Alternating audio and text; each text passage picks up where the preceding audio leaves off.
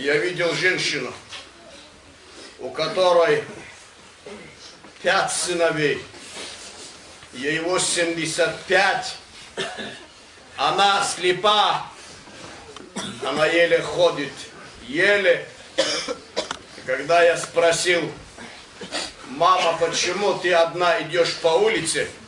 Я остановил машину. Еле идет женщина с пакетом.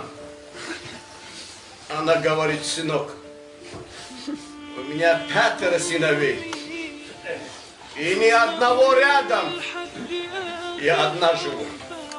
Ла хаула ва ла куввата илля билля.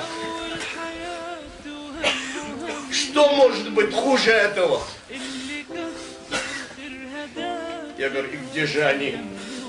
Она говорит: кто в Владивостоке, кто в Ленинграде, кто в Ростове. Я говорю: и ни разу не приезжают. Она плачет и говорит: сынок, хоть бы звонили. Хоть бы звонили. Хочу спросить тех, которые ни разу не звонят матерям. Сколько раз ты в сутки смотришь? Сколько раз в сутки ты смотришь в этот телефон? Сколько раз в сутки ты смотришь в этот планшет?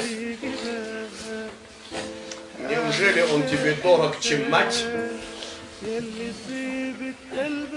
Неужели он близок к тебе, чем отец? Неужели он больше сделал тебе, чем мать, которая подарила тебе жизнь? Которая потеряла из-за тебя здоровье? Которая потеряла из-за тебя спокойствие? Которая потеряла из-за тебя сон? Потом ты не хочешь ее видеть. Это великая милость Аллаха Джалла ва Аля, равных которой нету после ислама, после посланника.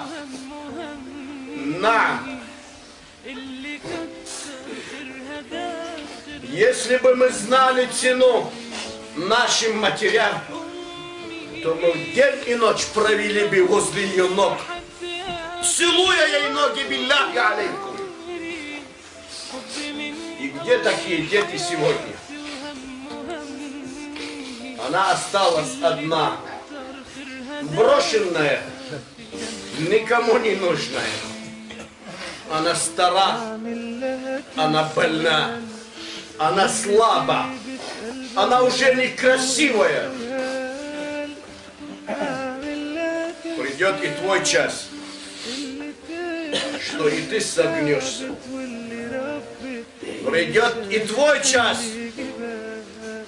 что на тебя просто не захотят посмотреть люди. Дальше что?